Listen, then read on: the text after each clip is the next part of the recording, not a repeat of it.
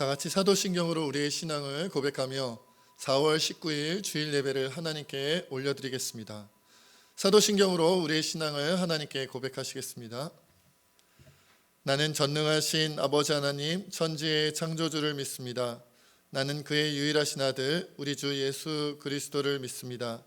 그는 성령으로 잉태되어 동정녀 마리아에게서 나시고 본디오 빌라도에게 고난을 받아 십자가에 못 박혀 죽으시고 장사된 지 사흘 만에 죽은 자 가운데서 다시 살아나셨으며 하늘에 오르시어 전능하신 아버지 하나님 우편에 앉아 계시다가 거기로부터 살아있는 자와 죽은 자를 심판하러 오십니다.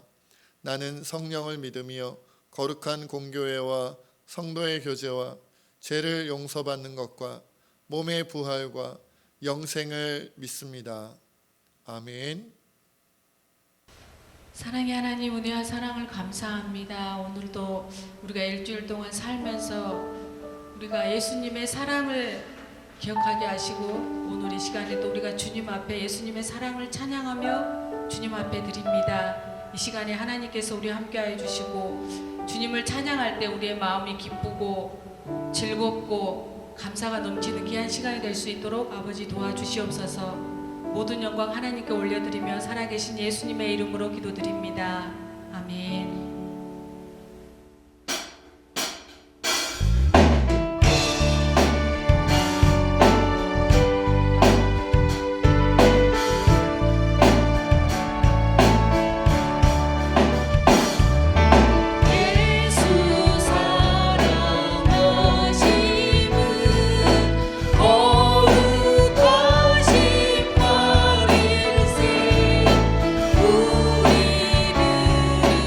우리를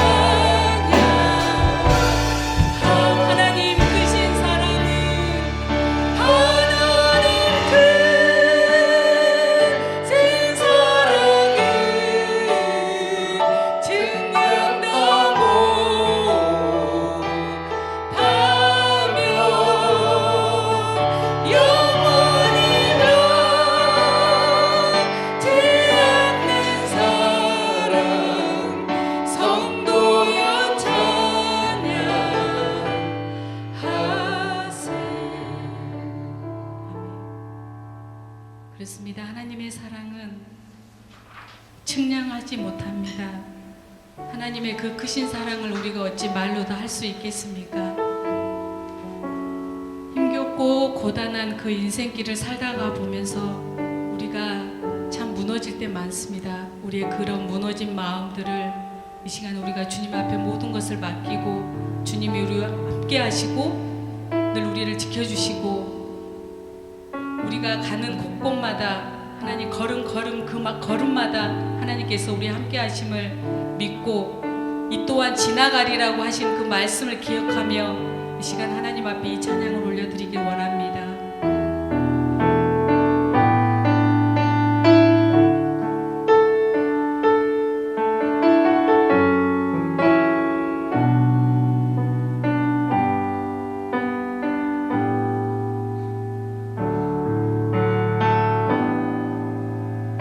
고단한 인생길 힘겨운 오늘도 예수 내 마음 아시네.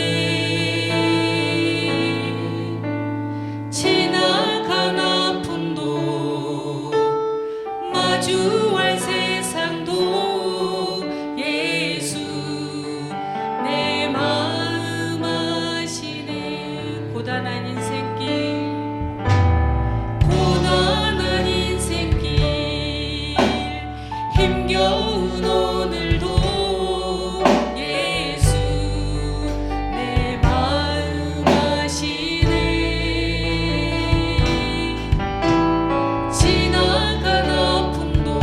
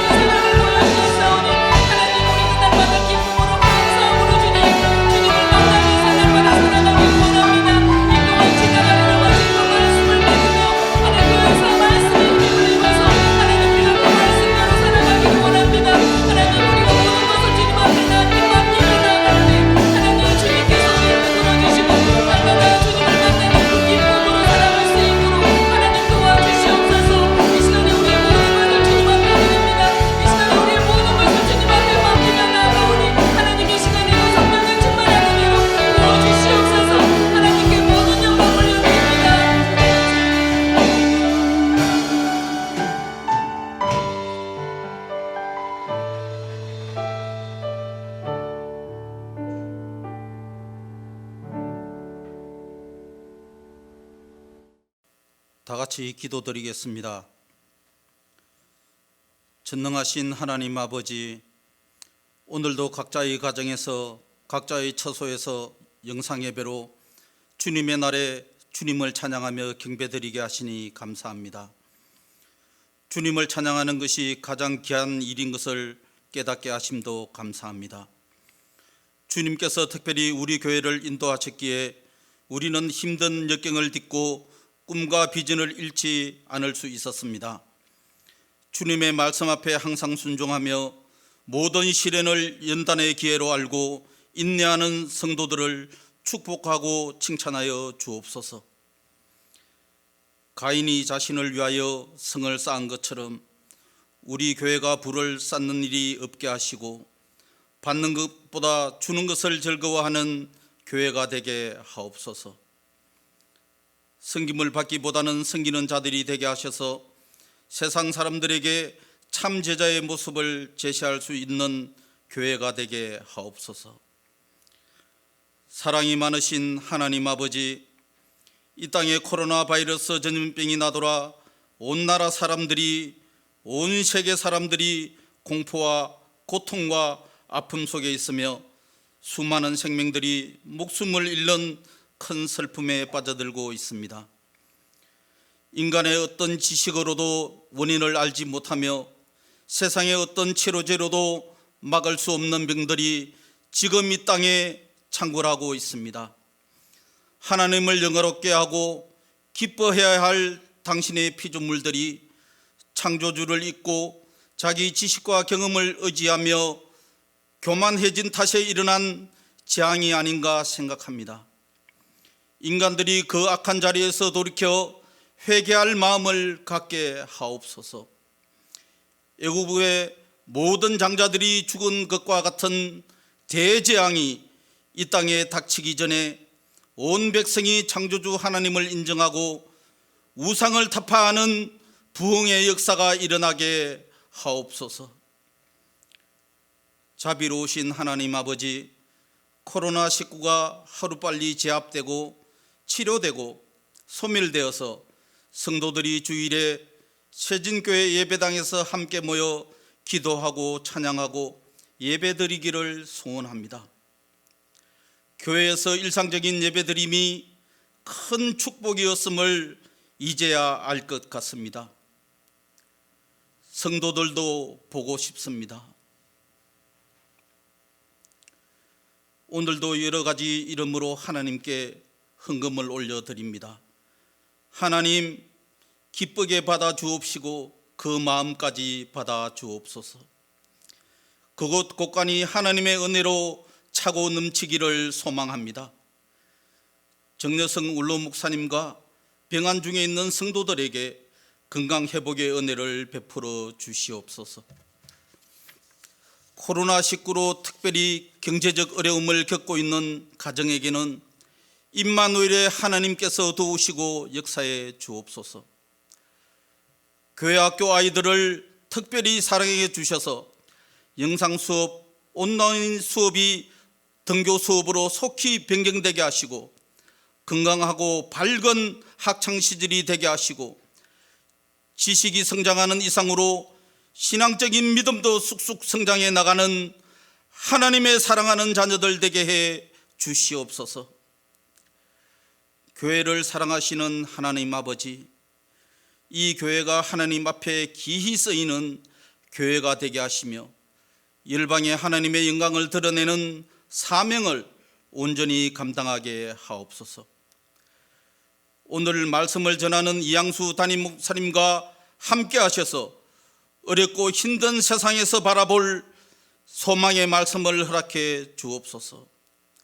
낙담과 실망이 소망과 기쁨으로 변하는 귀한 시간이 되길 소망합니다. 교회를 위해 항상 수고하는 교육자들과 영상 예배를 위해 수고한 성도들에게도 은혜를 주셔서 교회를 섬기면 섬길수록 주님을 향한 사랑이 더하게 하옵소서. 그리고 세상 끝날까지 맡은 사명을 잘 감당할 수 있는 열정도 허락하여 주옵소서. 오늘도 보이지 않는 곳에서 보이지 않는 방법으로 교회를 돌보는 손길들마다 복을 내려 주옵소서. 주님, 연로하시고 육신이 연약한 사랑하는 성도님들을 기억하시고 주님께서 찾아가셔서 친히 손대어 고쳐주시길 간절히 원합니다. 예배드림이 우리의 기쁨인 것을 고백합니다. 주님께만 영광 올려드리기 원하며 우리를 죄에서 구원하신 예수 그리스도의 이름으로 기도드립니다. 아멘.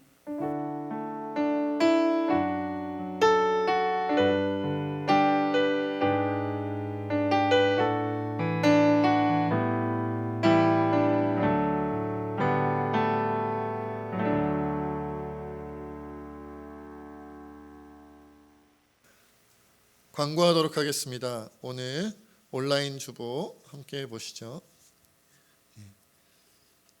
정교인 캠페인 매일 밤 오후 10시에 각 가정에서 함께 기도해 주시기를 바랍니다. 5가지 기도 제목이 주보에 나와 있습니다. 교회 소식도 함께 보겠습니다. 1번은 아까 말씀드린 것처럼 10시 기도에 동참해 달라는 그러한 내용이었고요. 2번, 코로나 사태가 마무리될 때까지 우리가 서로 만나지는 못하더라도 새진교회 가족들끼리 서로 연락하고 기도해주는 그런 아름다운 사랑의 공동체를 이루어 가시기를 부탁을 드립니다. 오늘 하나님께서 우리에게 주신 말씀 함께 보겠습니다. 출애굽기 12장 5절에서 14절까지의 말씀입니다. 출애굽기 12장 5절에서 14절까지의 말씀입니다.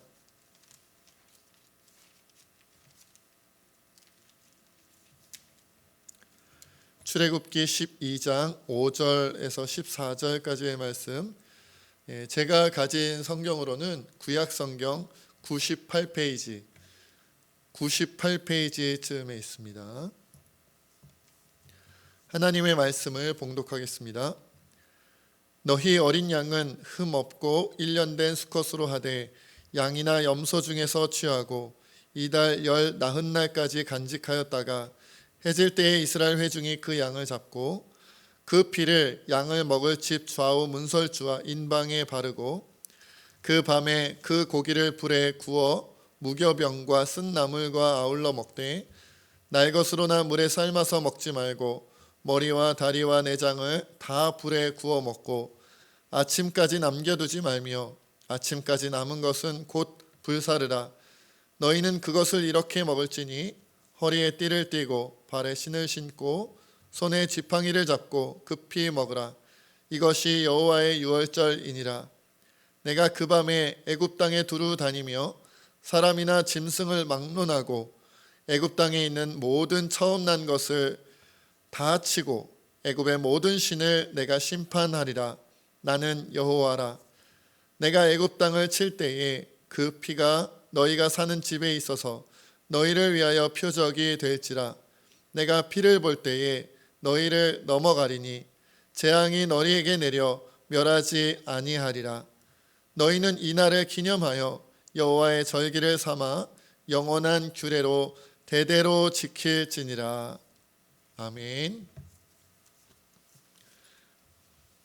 설교를 위해서 잠깐 기도하겠습니다. 하나님, 오늘도 참으로 연약하고 부족한 자가 오직 주의 은혜로 하나님 말씀을 전합니다. 이 진리의 말씀 힘있고 능력 있게 전할 수 있도록 성령께서 충만히 역사하여 주옵소서. 말씀을 전하는 자나 듣는 자 모두가 이 말씀 앞에 온전히 순종하여 하나님께 영광 되게 하여 주시옵소서. 모든 것 주님께 맡기옵고 감사하며 우리 주 예수님의 이름으로 간절히 기도하옵나이다. 아멘.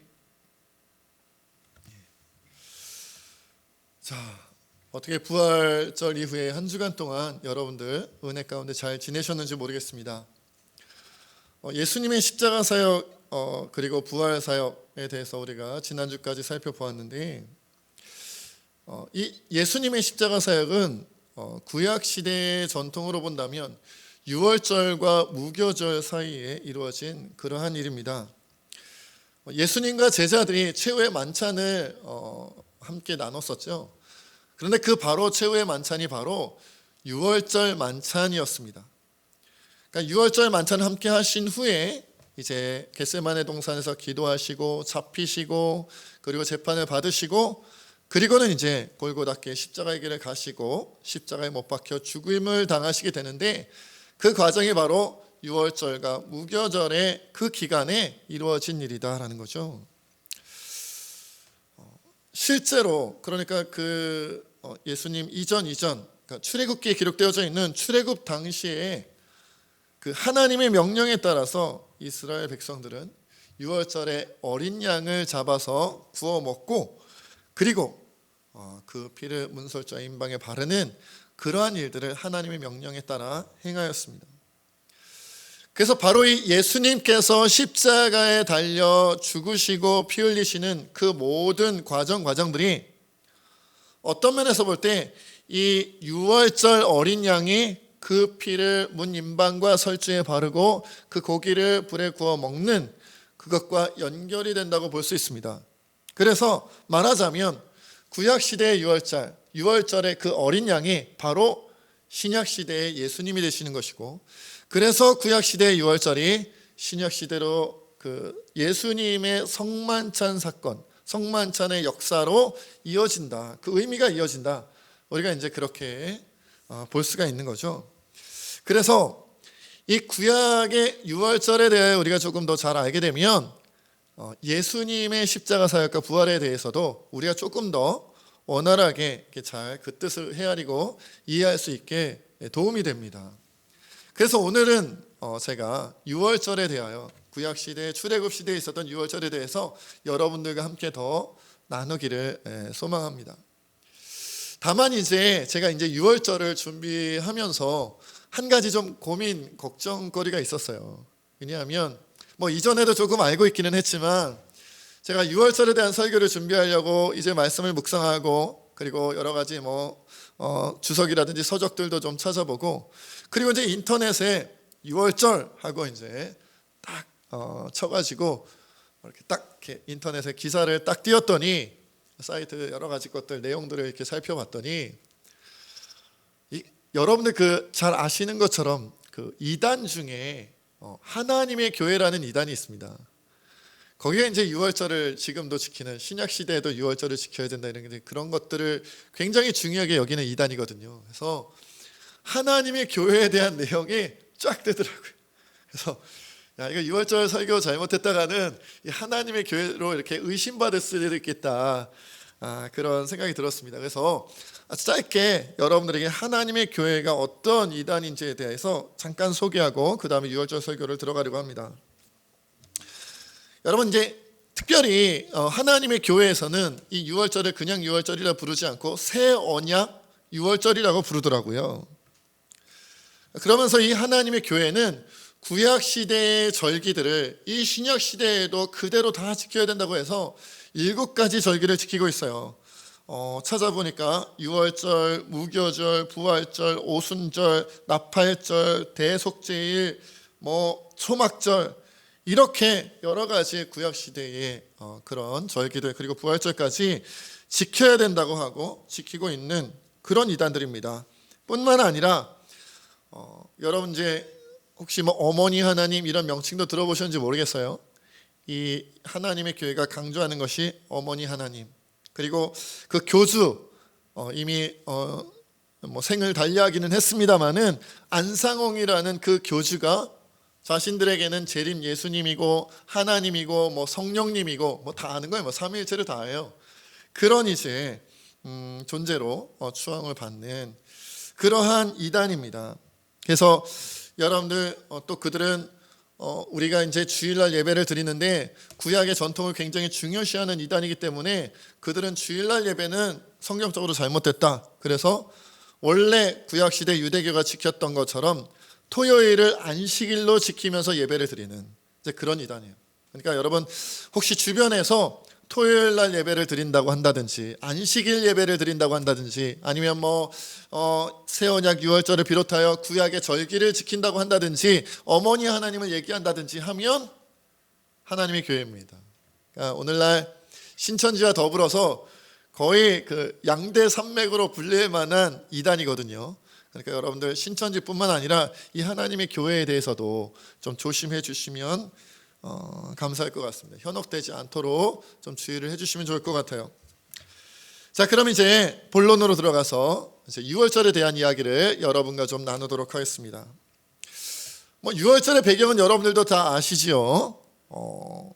그 옛날 야곱의 11번째 아들인 요셉이 애굽의 총리로 있을 때 야곱의 모든 가족들이 가나안 땅에서부터, 거기가 흉년이 극심하게 들었기 때문에 가나안 땅에서부터 이주를 해서 애굽 땅에 살게 되고, 초반에 요셉이 총리로 있는 것을 기억하고 그 요셉을 추앙하던 그런, 애굽 사람들이 요셉을 추앙하던 그런 시대에는 별 큰일이 일어나지 않고 사이좋게 잘 지냈는데, 이제 요셉이 죽고 그리고 이제 요셉을 잊어버린 그러한 때가 되자 애굽 사람들이 이 야곱의 가족, 말하자면 이스라엘 사람들이죠. 그 이스라엘 사람들을 놓고 볼 때 자기네보다 숫자도 점점 빨리 불어나고 굉장히 강해 보이고 해서 그들을 핍박하고 박해하고 괴롭히며 노예로 전락시키게 되는 일이 벌어졌습니다. 그 기간이 몇 년이죠? 네, 성경에 가면 약 430년 정도의 기간을 그렇게 노예로 살게 됩니다. 그래서 하나님께서는 아브라함에게도 약속하셨던 것처럼, 자, 이제 하나님의 일꾼을 세워서 출애굽의 지도자로 세우게 되는데, 그가 바로 모세죠. 모세가 이제 이스라엘을 출애굽시키는 민족의 지도자로 하나님께 쓰임받게 되는데, 안타깝게도 애굽 왕 바로는 당연히 이스라엘 사람들을 자신들의 노예를 쉽게 풀어주지를 않았어요. 그래서 하나님께서 어떤 방법을 쓰시죠? 네, 여러분들 잘 아시는 것처럼 10가지 재앙을 이제 애굽에 내리게 됩니다. 근데 9번째 재앙까지도 말을 듣지 않아요. 너무 재앙이 극심하다 보니까 뭐 보내주려는 마음이 생겼다가도 다시 그 마음이 강팍해지고, 보내주려고 했다가도 다시 또 그 마음이 강팍해지고, 이런 일이 반복됐단 말이에요. 그래서 이제 최후의 방법, 마지막 10번째 재앙을 내리고 나서야 제 애굽 왕 바로가 이스라엘 백성들을 보내주게 되는데, 해방시키게 되는데, 그 10번째 재앙에서 바로 유월절이 탄생하게 됩니다.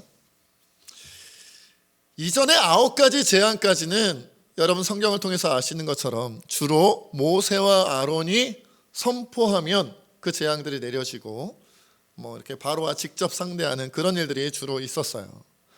그런데 이 10번째 마지막 재앙만큼은 모세와 아론에 의해서만이 아니라 모든 이스라엘 사람들이 하나님의 명령을 지키고 규례를 지키는 일들이 있어야만 했습니다. 여러분 아시는 것처럼 이 마지막 10번째 재앙은 장자의 죽음, 그러니까 어떤 사람뿐만 아니라 가축에 이르기까지도 모든 처음 난 것들, 처음 난 장자들에 대하여 죽임을 당하는 재앙이었거든요. 죽임을 당하는 재앙이었어요. 그런데 하나님의 명령에 따라 각 가정의 집에 문설주와 임방, 여기서 이제 말하는 문설주는 문을 다는 그 문에 보면, 현관문에 보면 이 문을 다는 이 기둥을, 양옆에 있는 기둥을 말합니다. 그리고 임방은 그 기둥을 이렇게 지지하는 가로로 놓여져 있는 나무를 말하는 거예요. 그런 문설주와 임방에 어린 양을 잡아서 그 피를 바르면 이 장자 죽음의 재앙이 이 애굽의 전역을 떠돌다가 이 피를 보고 거기에는 죽음의 재앙을 내리지 않고 그냥 넘어가게 되는 거예요. 넘어서 지나가게 되는 거죠. 그래서 이 유월이라는 표현이 넘어간다, 영어로는 패스오버라고 그러죠. 넘어간다는 그런 의미를 가지고 있어요. 그냥 넘어가는 게 어떤 의미겠어요? 네, 죽음의 재앙에 넘어갔으니까 살게 되는 것, 생명을 얻게 되는 거죠. 자, 오늘 본문 말씀 12절로 13절까지의 말씀 함께 보겠습니다. 내가 그 밤에 애굽 땅에 두루 다니며 사람이나 짐승을 막론하고 애굽 땅에 있는 모든 처음 난 것을 다 치고 애굽의 모든 신을 내가 심판하리라. 나는 여호와라. 내가 애굽 땅을 칠 때에 그 피가 너희가 사는 집에 있어서 너희를 위하여 표적이 될지라. 내가 피를 볼 때에 너희를 넘어가리니 재앙이 너희에게 내려 멸하지 아니하리라. 이렇게 말씀하고 있죠. 그러니까 이 유월절 사건이 일어나고 10번째 재앙이 내려지고 난 다음에야 이제 애굽 왕 바로가 이스라엘을 해방시켜 줍니다. 이제 풀려나게 되는 거예요. 그런데 이 유월절의 규례에 하나님께서 이렇게 이 유월절을 지켜라라고 하나님께서 말씀해 주신 규례들, 계명들이 있는데, 여기에는 하나님께서 특별히 이스라엘 백성들에게 하고 싶은 그런 중요한 의미가 담겨 있습니다. 그래서 이것을 제가 3가지로 나눠서 여러분들에게 소개하려고 해요. 자, 첫 번째입니다. 첫째, 유월절에는 어린 양을 취하여 피를 바르고 고기를 먹게 됩니다. 오늘 본문 말씀 5절로 7절을 제가 읽어보겠습니다.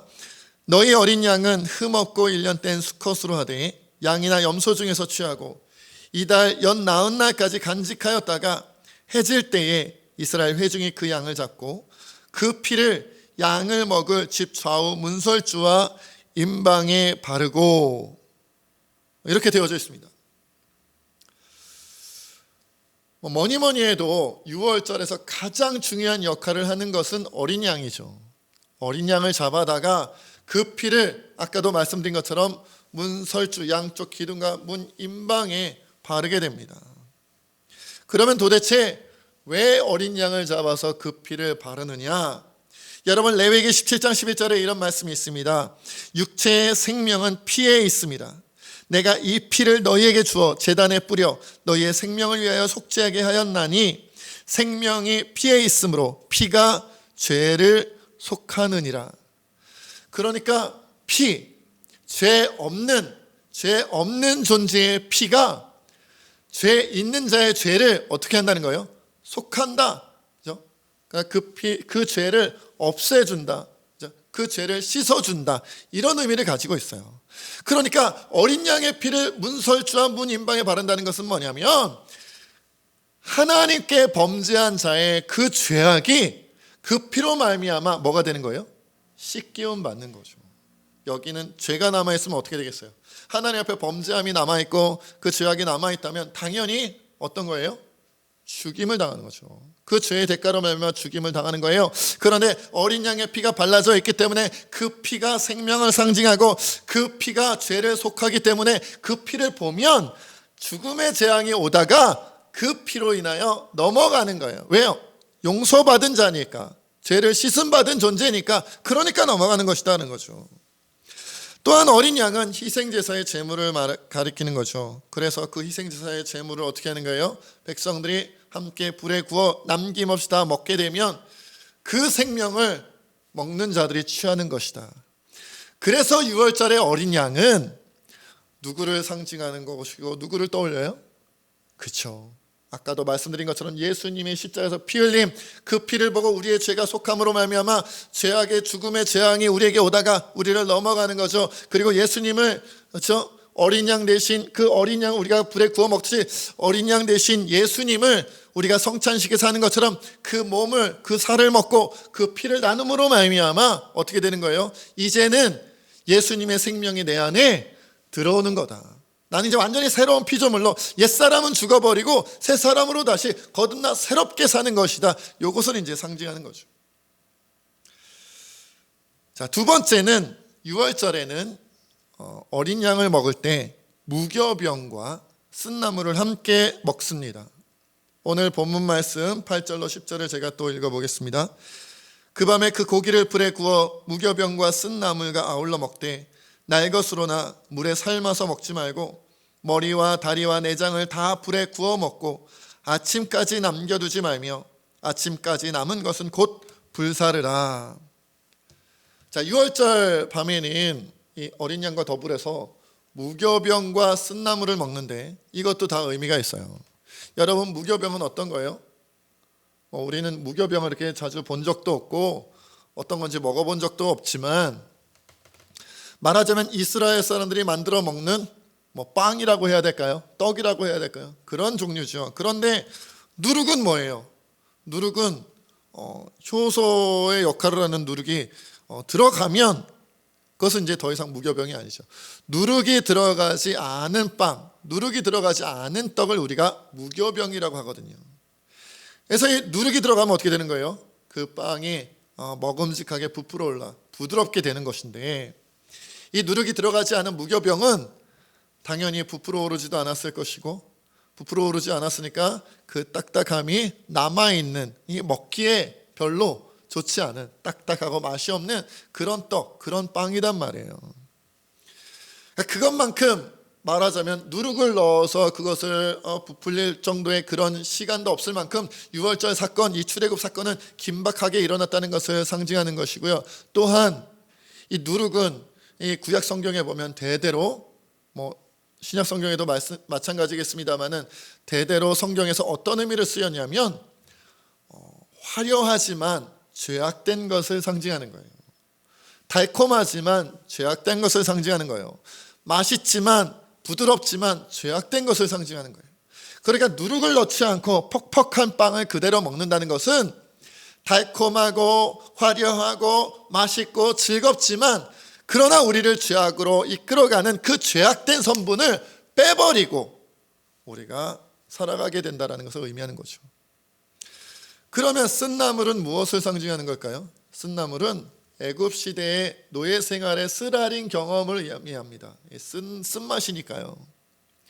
그러니까 여기서 우리가 무교병을 먹는다, 쓴나물을 함께 먹는다는 것은 어떤 의미냐면, 우리의 옛날의 죄악된 모습, 그리고 그 죄악에 억눌려서 죄악의 종노릇하던, 죄악의 노예살이하던 그 모습, 그것을 기억하며 먹어치움으로 다시는 그 상태로 어떻게 된다? 돌아가지 않는다. 이것은 이제 상징하는 것이죠.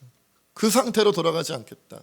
기억하며 돌아가지 않겠다. 우리가 잊어버리면 다시 그 죄악된 모습으로, 그 죄악의 사망의 종노릇하던 그 시절로 돌아가게 될까봐 그 쓴나물을 먹고 그 퍽퍽한 무교병을 먹으면서 기억해내겠다. 다시는 돌아가지 않겠다. 이런 모습을 나타내는 거예요. 마지막 세 번째로는 유월절에는 즉각적인 순종을 하기 위한 준비를 하면서 음식을 급하게 먹습니다. 오늘 본문 말씀 11절 함께 보겠습니다. 너희는 그것을 이렇게 먹을지니 허리에 띠를 띠고 발에 신을 신고 손에 지팡이를 잡고 급히 먹으라. 이것이 여호와의 유월절이니라. 자, 어린 양을 먹습니다. 그리고 무교병과 쓴나물을 함께 먹어요. 다 의미가 있었죠. 그런데 먹는 방법, 먹는 자세에도 규칙이 있었어요. 뭐냐면 먼저 허리에 띠를 띠고 발에 신을 신고 손에 지팡이를 잡고 급히 먹습니다. 어떤 것이 연상이 되죠? 예. 군대 갔다 오신 분들은 다 아는데 이제 5분 대기죠, 이런 게 있잖아요.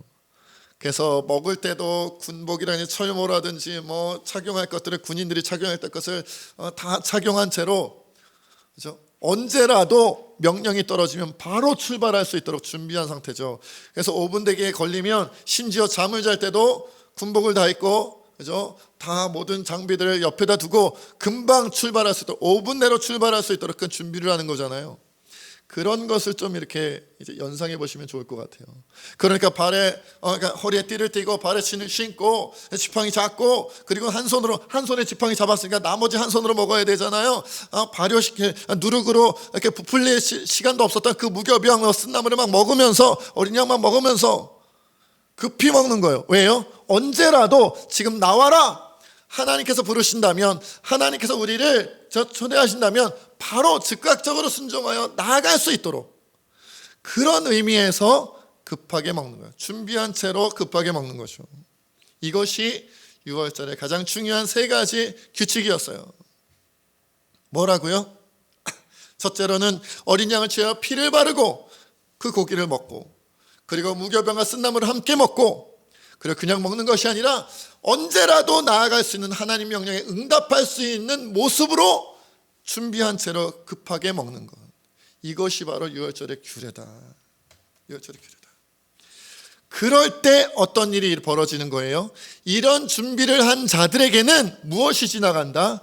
죽음의 재앙이 왔다가 여기는 하나님의 백성이구나, 여기는 하나님의 사람들이 함께하는 것이구나, 그들이 믿음으로 준비되어져 있는 것이구나, 그것을 깨닫고 그 죽음의 재앙이 어떻게 된다? 넘어간다는 거죠. 하나님의 저주가 오다가 여기는 하나님을 믿는 자들, 그 죄악을 씻음받은 자들, 하나님의 그 죄악된 세상으로, 하나님의 명령에 의해 그 죄악된 세상으로 돌아가지 아니하고, 그리고 하나님의 명령에 언제라도 순종할 준비가 되어져 있는 사람들이기 때문에 그 저주가 넘어가는 거예요. 그들에게 내리지 않고 넘어가는 거예요. 이런 의미를 담고 있는 것이 유월절이에요. 그러니까 아마도 예수님께서 왜 유월절 절기에 마지막 만찬을 제자들과 함께 하시고, 왜 유월절과 무교절 절기에 십자가 골고다 길을 가셨는가, 왜 마지막 십자가의 죽음을 못 박히심을 거기서 그 절기에 당했는가, 바로 이런 연결성을 분명히 우리에게 말씀하고 있는 것이다. 그러니까 우리가 구약적인 의미에서 다시 돌아가 본다면 우리가 예수님을 믿고 살아가는 것이다라는 것은 결국 무엇을 의미하는 거예요? 예수님의 피로 제사함 받아 살아가는 것이다. 예수님의 살과 피를 내가 취함으로 말미암아 예수님과 함께 살아가는 것이다. 그리고 우리가 무교병을 먹었듯이 다시는 죄악으로 돌아가지 않겠다. 쓴나물을 먹었으니 죄와 사망의 권세에 매여있던 시절을 다시는 그 시절로 돌아가지 않겠다는 것을 날마다 결단하여 사는 것이다. 그리고 마지막으로 뭐예요? 나는 항상 주님이 부르신다면, 주님이 원하신다면 나는 언제라도, 지금 당장이라도 주님의 부름에 응답하여 나아갈 수 있습니다. 다 허리에 띠를 띠고 발에 신을 신고 지팡이 짚고 급히 먹으며 나아갈 준비를 하고 있는 그리스도의 군사와 같은 모습으로 우리가 준비되어져 있다는 거예요. 이것이 신약 시대를 살아가는 우리에게 유월절이 가져다 주는 중요한 의미다라는 거죠. 여러분, 물론 구약 시대의 실제적인 유월절에는 그 죽음의 재앙이 임했을 때 어린 양의 피가 발라져 있지 않으면 그 재앙이 들어와서 실제로 장자들, 첫 아들, 맏아들들을 다 죽였지요. 몸의 육신을 죽였겠지요. 그러나 여러분, 우리가 오늘날 신약 시대를 살아가는, 예수님과 동행하며 살아가는 우리 시대에 단순히 우리가 생각하는 죽음, 우리가 생각하는 사망은 그냥 목숨이 끊겼다, 더 이상 호흡하지 않는다, 심장이 멈췄다, 이런 육체적인, 육신적인 부분만을 말하는 것이 아니죠. 오히려 더 중요한 죽음, 더 중요한 사망의 의미가 있다는 것을 저와 여러분 모두가 다 인정할 줄 압니다. 어떤 죽음이요? 어떤 사망이요? 바로 우리가 하나님의 뜻대로 살지 아니하는 것, 예수님을 믿지 못하고 예수님과 동행하지 못하는 것, 하나님의 말씀에 순종하지 못하는 것, 내가 예수님을 믿음으로 말미암아 떨쳐냈어야 할 죄악된 모습, 죄악된 삶을 떨쳐내지 못하고 다시 그 죄악에 억눌려 살아가는 것, 이것이 바로 어떤 의미에서 보면 이 육신적인 목숨이 떨어져 나가는 것보다 더 무서운 영적인 죽음이다. 영적인 사망이다. 여러분, 요한계시록 20장 12절로 15절에 이런 말씀이 있어요. 또 내가 보니 죽은 자들이 큰 자나 작은 자나 그 보좌 앞에 서 있는데 책들이 펴있고 또 다른 책이 펴졌으니 곧 생명책이라. 죽은 자들이 자기 행위를 따라 책들에 기록된 대로 심판을 받으니 바다가 그 가운데에서 죽은 자들을 내주고 또 사망과 음부도 그 가운데에서 죽은 자들을 내주매 각 사람이 자기의 행위대로 심판을 받고 사망과 음부도 불못에 던져지니 이것은 둘째 사망 곧 불못이라. 누구든지 생명책에 기록되지 못한 자는 불못에 던져지더라. 물론 여러분들 이미 예수님을 구주로 믿고 영접한, 그죠? 거듭난 우리들은 이 계시록에 있는 말씀처럼 뭐 우리가 둘째 사망 불못에 던져진다든지 지옥에 간다든지 그럴 염려는 물론 없겠지요. 그러나 우리가 예수님을 이미 영접하고 구원받은 자로 살아간다 할지라도 만약 오늘날 우리의 하루하루의 삶에 유월절 하나님께서 내려주신 규례대로 사는 것처럼 어린 양의 피로 나의 죄를 깨끗하게 씻기움 받지 못하고 여전히 예수님을 믿는데도 여러 가지 죄악된 삶에 빠져 있는다든지 예수님의 살과 피를 내가 나누어서 예수님과 동행하는 것처럼 살아가지 못하고 예수님은 내 인생의 주인공으로 모시지 못하고 여전히 죄악된 내 자신이 내 인생의 주인공인 것처럼 살아간다든지, 무교병과 쓴남을 다시는 죄악으로 돌아가지 않겠다고 다짐하여 놓고도 다시 그 누룩과 같은 죄악된 모습이 그리워서, 그것이 즐거워 보여서, 그것이 더 재미나 보여서, 그것이 더 달콤하여 보여서 또다시 그 죄악으로 달려가고, 지금 이 순간 하나님께서 나를 부르실 때 언제라도 하나님 주님 부르시면 나 언제라도 갑니다 이렇게 고백하지 못하고 풀어진 정신 상태, 풀어진 영적인 상태, 허리에 띠도 띠지 아니하고 발에 신도 신지 아니하고 손에 손잡이도 이렇게 지팡이도 잡지 않은 채로 먹을 것도 급히 먹지 아니하고 풀어진 영적인 상태로 주님의 부르심에 즉각적으로 순종하거나 대답할 수 없는 상황이 있다면, 비록 우리가 구원받았다 할지라도 그렇게 보내는 하루, 그렇게 보내는 시간들은 영적으로 이미 죽음의 재앙에 걸려든 것과 뭐가 다르겠냐는 거예요. 살다 보니까 제가 어느덧 이 땅에서 47회를 살았더라고요. 많이 살았어요. 제가 47회를 살았어요. 물론 여기 계시는 전사님 저보다 20회 조금 짧게 사셨지만, 오늘 6월절의 규례를 말씀을 제가 설교를 준비하면서 그런 생각이 들었어요. 47년 인생, 그것을 날수로 따지면 몇 날이나 될까? 그것을 시간으로 환산하면 몇 시간이나 될까?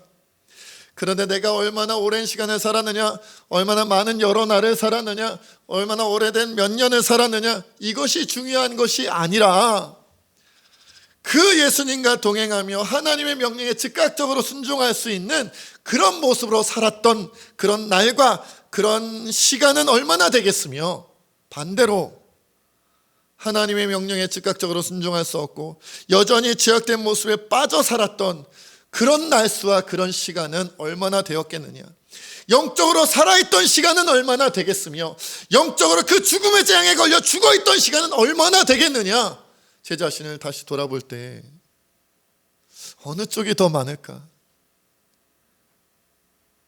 제가 쉽게 영적으로 깨어있고 살아있었을 때가 더 많았던 것 같습니다 라고 제가 저희 하나님께 자신 있게 대답할 만한 용기와 믿음이, 그 안에 그런 자신이 없더라고요. 여러분은 어떠신지 모르겠어요. 사순절 보냈습니다. 부활절을 보냈어요. 이제는 부활한 자답게 살아가야 되고 하나님 나라의 상급과 면류관을 누리는 자답게 살아야 되는데, 그러려면 이제 영적으로 죽어있는 때가 아니라 영적으로 살아있는 때처럼 그렇게 살아가는 저와 여러분 되어주시기를 주의 이름으로 축원을 드립니다. 지난번 종료주일에 있었던 일을 한 가지 소개하려고 합니다. 지난번 종료주일에 제가 저랑 친한 친구 목사가 장위중앙교회라는 그런 교회의 아동부 담당 목사로 있더라고요. 그래서 아동부 영상 예배를 이렇게 있길래 제가 그 영상 함께 봤어요. 예배 내용도 알차고 재미있고 은혜롭고 너무 좋았습니다. 그런데 다 예배가 끝난 다음에 여러 그 아동부의 선생님들과 몇 명의 아이들이 이 코로나 사태로 수고하는 의료진들과 여러 봉사자들에게 대하여 영상 편지를 이렇게 제작을 했더라고요. 영상 편지를 이렇게 하는 거예요. 의사 선생님 감사합니다. 봉사하시는 분들 너무 감사합니다. 저희가 기도하고 있어요. 사랑합니다. 이런 내용으로 영상 편지를 썼는데, 예배 내용도 너무 좋았지만 저는 그 영상 편지를 보는 동안에 얼마나 감동이 되고 울컥했는지 모르겠어요. 이들은 정말 이런 상황들 속에서도 영적으로 살아있기 위하여, 영적으로 깨어 하나님을 사랑하고 이웃을 사랑하기 위하여 굉장히 노력하는 그런 교회, 그런 아동부구나, 그런 것을 느낄 수 있었어요. 여러분, 우리도 그랬으면 좋겠습니다. 코로나 사태가 길어지니까 영적으로 깨어있는다는 것이 너무나도 어려운 시대입니다. 영적으로 살아있기가 너무나도 어려운 시대입니다. 하지만 우리가 조금만 더 주의를 기울이고 우리가 조금만 더 우리의 마음을 다 잡는다면 아니 우리가 잡을 수 없다면 우리 주님께 나의 마음을 다잡게 해달라고, 나의 믿음을 붙잡아 달라고 간절히 간구하며 우리가 요청하기만 한다면 주님께서 우리를 붙잡아 주실 줄로 믿습니다. 우리 시간 함께 하나님 앞에 그렇게 기도하겠습니다. 주님, 비록 코로나 사태가 길어짐으로 말미암아 우리가 깨어 기도하기 힘들고 함께 모여 예배하지 못함으로 말미암아 우리의 신앙이 살아있기가 너무나 어려운 시대이오나 6월절 규례를 생각하며 예수님과 동행하고 죄를 멀리하고 지금이라도 즉각적으로 하나님께 순종할 수 있는 모습으로 우리가 준비되게 하여 주시옵소서. 우리 함께 주님 앞에 기도하며 나가겠습니다. 아버지 하나님, 우리가 주님의 편을 기도하며 나가기 원합니다. 하나님 도와주시고 인도하시고 함께하여 주시기 원합니다. 성령 하나님 우리 가운데 역사하여 주시옵소서. 코로나 사태가 길어짐으로 말미암아 집 밖에 나가지 못하고 함께 모여 예배하지 못하고 아버지 주의를 감당하지 못하는 가운데 있다 보니 아버지 마치 애굽에 붙잡혀 있는 자들처럼, 죄와 사망의 권세에 붙잡혀 있는 자들처럼 우리의 믿음이 식어버리고 우리의 신앙이 아버지 하나님 우리의 손에서 떠나가 버리고 하나님에게서 자꾸만 멀어지는 것 같은, 영적으로 죽어버린 것 같은, 죽음의 재앙에 걸려버린 것 같은 그런 안타까움 우리에게 있사오니 하나님 도와주시옵소서. 다시 우리의 죄를 예수님께 맡겨버리고 다시금 하나님께 순종할 수 있는 모습으로 우리가 다시 일어나게 하여 주시옵소서. 하나님 아버지 참 감사합니다. 오늘 또 이렇게 귀한 말씀을 통하여 새로운 깨달음을 주시니 너무나도 감사합니다. 주님, 코로나 사태가 길어지면서 함께 모여 예배하지 못하고 주의 일을 함께 나누지 못함으로 말미암아 우리의 신앙이 자꾸만 어두워져 가고 식어져만 가고 죽어져만 가는 것은 아닌지 아버지 우리가 염려되며 돌아보게 됩니다. 마치 저 죄악의 도성 아버지 애굽에 붙잡혀 있는 이스라엘 백성들처럼 죄악의 종로를 타고 있지는 아니한지, 사단의 종로를 타고 있는 것은 아닌지 우리 자신이 돌아보게 하여 주시옵소서. 주님, 지금부터라도 예수님께서 우리를 위하여 6월절 어린 양이 되어주셨으니 예수님의 피로 우리의 죄가 날마다 새롭게 씻기어지게 하여 주시옵시고, 예수님의 살과 피를 내가 먹고 마시고 누림으로 말미암아 예수님과 동행하며 살아가는 은혜를 누리게 하여 주시며, 죄악된 생활은, 우리의 죄악된 과거의 모습은 무교병을 먹고 쓴나물을 먹듯이 다 지워버리고 다 없애버리며 지금 이 순간 당장 하나님께서 나를 부르신다 할지라도 준비된 마음으로 내가 주님의 부르심에 응답합니다 고백하며 달려나아갈 수 있는 그런 신앙의 용사들 다 되어지게 하여 주시옵소서. 그리하여 언젠가 이 모든 코로나 사태가 진정이 되고 함께 한자리에 모여 예배당에 모였을 때에는 오히려 우리의 영적인 모습이 해이해지고 무너지고 죽어가는 모습이 아니라 도리어 우리가 그리스도의 군사로 일어나 함께 주의를 감당하기에 부족함이 없는 모습으로 기쁨을 나눌 수 있도록 인도하여 주시옵소서. 모든 것 주님께 맡겼고 감사하며 우리 주 예수님의 이름으로 간절히 기도하옵나이다. 아멘. 우리 다 같이 결단의 찬양 하나님께 올려드리겠습니다.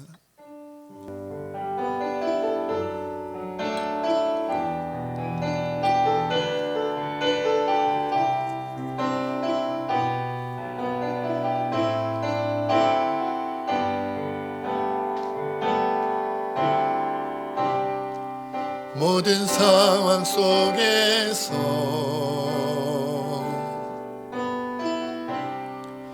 주를 찬양할지라.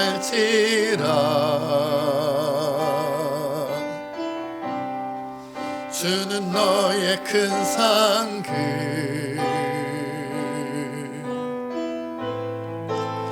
큰 도움이시라.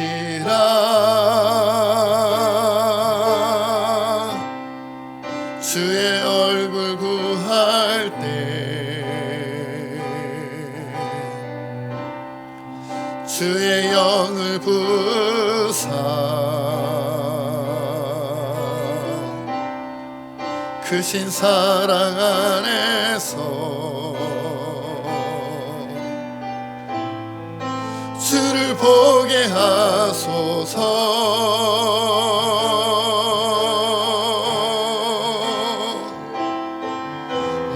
영혼이 확정되고 확정되어 싸우니 믿음의 눈 들어 주를 바라봅니다.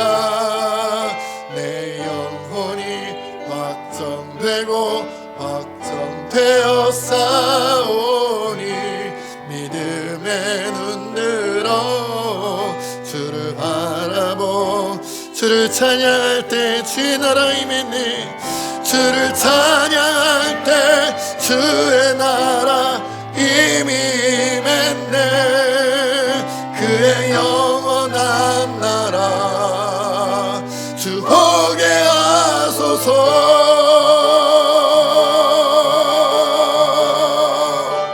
아멘.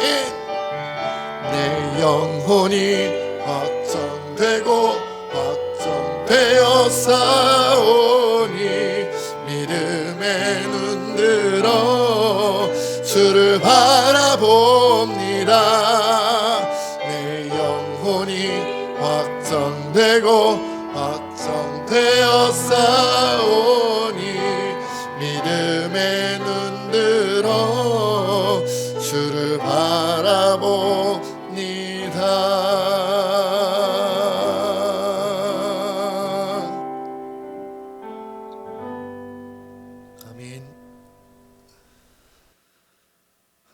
이제는 우리 주 예수 그리스도의 은혜와 하나님 아버지의 크신 사랑과 성령의 교통하심과 충만히 역사하심이 비록 오랜 코로나 사태로 인하여 우리의 믿음을 지키기가 어렵고 우리가 다시 신앙적으로 불타오르기 어려운 이러한 어려운 상황 속에서라도 유월절 어린 양으로 오신 우리 주 예수 그리스도를 기억하며 우리의 모든 죄악을 주님께 맡기고 오직 하나님께서 언제라도 우리를 부르신다면 바로 달려갈 수 있는 그러한 모습으로 준비되기로 다짐하는 우리 새진교회 모든 주의 백성들과 이 나라 이 민족과 세계 열방 가운데 지금부터 영원토록 함께 하시기를 간절히 축원하옵나이다. 아멘.